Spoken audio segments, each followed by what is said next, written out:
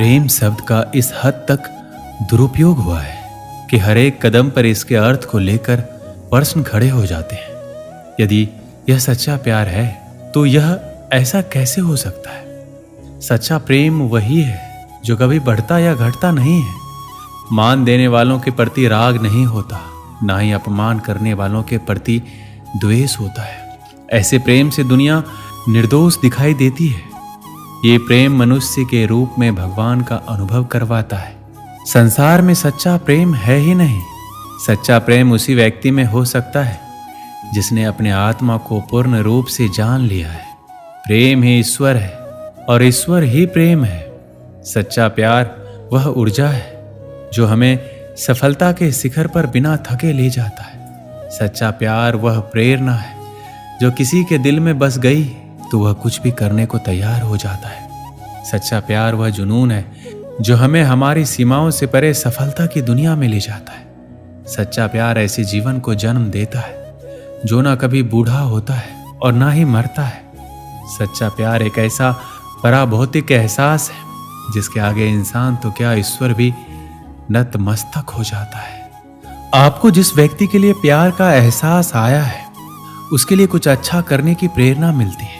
यदि वो साथ है तो दुनिया की कोई भी सफलता आप प्राप्त कर सकते हैं। केवल उसके बारे में सोचते हुए एक जगह बैठे नहीं रहते, बल्कि उसका ख्याल आते ही आप जीवन में कुछ अच्छा करने के लिए तैयार हो जाते हैं। सफलता के प्रति आपके सपने बड़े हो जाते हैं और उन सपनों को पूरा करने की प्रेरणा आपको उससे लगातार मिलती रहती है। उसकी खुशी में ही आपकी खुशी छुपी हुई रहती है और उसकी खुशियों को बढ़ाने के लिए जी जान से लग जाते हैं, जिसका परिणाम होता है कि आप प्रेरित होकर कुछ ऐसा कर जाते हैं जो मील का पत्थर साबित होता है। यदि आपके या उसके परिवार की ओर से कोई विरोध या ना आती है तो आप गुस्सा, निराशा और दुख के बजाय अपने सच्चे प्यार से प्रेरित होकर खुद को इस लायक बनाने की ओर सफल कदम बढ़ा देते हैं जहां पर पहुंचकर आपको कोई ना बोल ही नहीं सकता। सच्चे प्यार से आपके अंदर की शक्तियां जाग जाती हैं और वह सभी कुछ करने में सक्षम हो जाते हैं जो एक सफल इंसान बनने के लिए जरूरी होता है।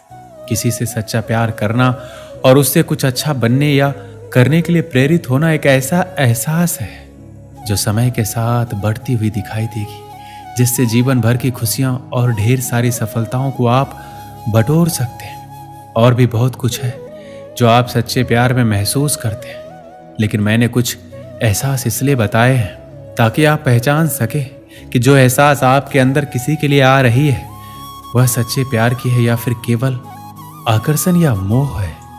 प्यार उस हवा की तरह है जिसको आप देख तो नहीं सकते लेकिन महसूस जरूर कर सकते हो। इस दुनिया के लिए तुम एक व्यक्ति हो सकते हो, लेकिन वहीं किसी एक व्यक्ति के लिए तुम उसकी पूरी दुनिया हो सकते हो। सच्चा प्यार उस भूत की तरह है जिसके बारे में बात तो सब करते हैं पर देखा सिर्फ कुछ लोगों ने ही है। श्री कृष्ण कहते हैं किसी इंसान से दूर होने के डर का कारण प्रेम नहीं मोह है, क्योंकि जहां प्रेम है वहां डर के लिए कोई स्थान नहीं होता। आमतौर पर प्रेम को किसी न किसी प्रकार के कष्ट से जोड़कर देखा जाता है। क्या यह वाकई में प्रेम है जो हमें कष्ट देता है, या फिर हम प्रेम से भटककर मोह में फंस जाते हैं और खुद को कष्ट देते हैं? आजकल जिसे लोग प्रेम कहते हैं वह किसी दूसरे के साथ खुद को बांधने का, खुद की पहचान बनाने का एक तरीका है, लेकिन यह प्रेम नहीं है, ये मोह है। हम हमेशा ही मोह को प्रेम समझ बैठते हैं, जबकि सच्चाई यह है कि मोह का प्रेम से कोई लेना देना नहीं है। अगर आप किसी इंसान से प्रेम करते हैं और वह इंसान जब आपके पास होता है तो आप परम सुख का आनंद लेते हैं, और वहीं अगर वह इंसान आपसे दूर होता है तो आप दर्द और पीड़ा से भर जाते हैं। इसका सीधा सा अर्थ यह है कि वह प्रेम नहीं मोह है, क्योंकि प्रेम में उस इंसान की गैर मौजूदगी में भी आपको वही एहसास होना चाहिए जो उसकी मौजूदगी में होता है। एक माँ जो अपने अंदर पल रहे बच्चे का एहसास पल पल कर रही है, जो अभी इस दुनिया में आया भी नहीं, जिसको उसने देखा तक नहीं कि वो कैसा है, उससे इतना प्रेम कि वो उस दर्द को भी भूल जाती है जो इस बच्चे के कारण उसको हो रहा है। उसको बिल्कुल नहीं पता कि वो बच्चा जीवन में कितना सुख या दुख उसको देगा। इसलिए माँ का जो प्रेम है उसको संसार में सबसे महान माना गया है। मोह और प्रेम में बहुत अंतर होता है। मोह का संबंध शरीर से होता है और प्रेम का संबंध आत्मा और परमात्मा से होता है। मोह हमको फंसा देता है, जबकि प्रेम हमें सभी बंधनों से मुक्त कर देता है। हर इंसान को प्रेम और मोह का ज्ञान होना आवश्यक है, क्योंकि जहां प्रेम होता है वहां मोह नहीं टिक सकता, और जहां मोह होता है वहां कभी प्रेम का वास नहीं हो सकता। इसलिए कहा जाता है कि प्रेम मुक्ति देता है और मोह बंधन। यदि सच्चा प्रेम पाना है तो कुछ पाने की इच्छाओं का मोह त्याग दो, तभी सच्चे प्रेम का एहसास हो सकता है। आपके जीवन में जब प्यार दस्तक देता है और प्यार की पहली शुरुआत होती है तो वो एहसास इतना मीठा होता है कि आपके जीवन की सारी करवाहट, सारे दर्द को समाप्त कर देता है। पर उस वक्त आप एक बात हमेशा भूल जाते हो कि मोह और प्रेम दोनों साथ साथ चलते हैं, परंतु इस सफर में अंतिम जीत किसकी होती है यह आपके ऊपर निर्भर करता है। आपका प्रेम सच्चा हो तो आप उस पर आसानी से काबू पा सकते हैं, पर मोह एक ऐसा बंधन है जिसमें आप ऐसे कैद हो जाते हैं जैसे एक पिंजरे में पंछी जो पंख होते हुए भी उस पिंजरे से आजाद नहीं हो पाता है। अच्छा बुरा सही गलत जो भी हो वो इस पिंजरे में खुश रहना सीख जाता है, जैसे आप मोह में सीख जाते हैं। इस मोह के पिंजरे से बाहर निकलकर वास्तविक प्रेम का एहसास कीजिए, जिसको आप सब कुछ अपना समझ रहे हो। क्या वो प्रेम है या सिर्फ आप मोह के बंधन में बंधे हैं?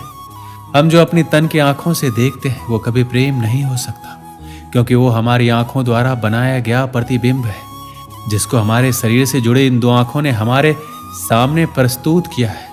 प्रेम उस हवा की भांति है जो हमें दिखाई नहीं देती परंतु महसूस होती है। आप तन की आंखों से कभी प्रेम को नहीं पहचान पाओगे, क्योंकि हम तो मनुष्य हैं। तन की आंखों से तो राधा भी कृष्ण को नहीं पहचान पाई थी। इसलिए अगर प्रेम को समझना है, महसूस करना है, तो अपने आंखों को खोलिए, अपने मन की आंखों को खोलिए, तभी आप इन हवाओं के जैसे प्रेम को भी अपने अंदर महसूस कर पाओगे। इसलिए प्रेम की परिभाषा यह है कि प्रेम अंतर मन को छूने की कला है, एक सुखद अनुभूति है, एक अबूझ पहेली है, सब कुछ न्योछावर करने की इच्छा ही प्रेम है।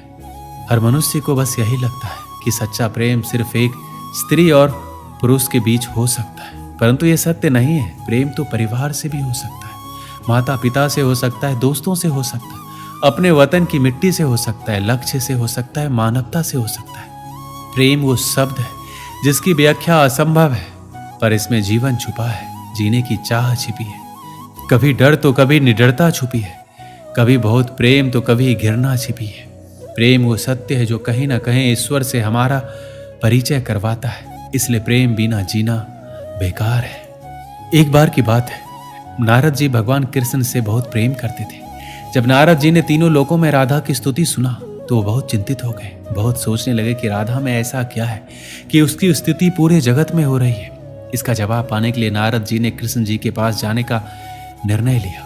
इस सवाल का उत्तर पाने के लिए वह भगवान श्री कृष्ण के पास पहुंचे, परंतु वहां पहुंचने के बाद उन्होंने देखा कि कृष्ण जी के सर में बहुत ही पीड़ा हो रही थी।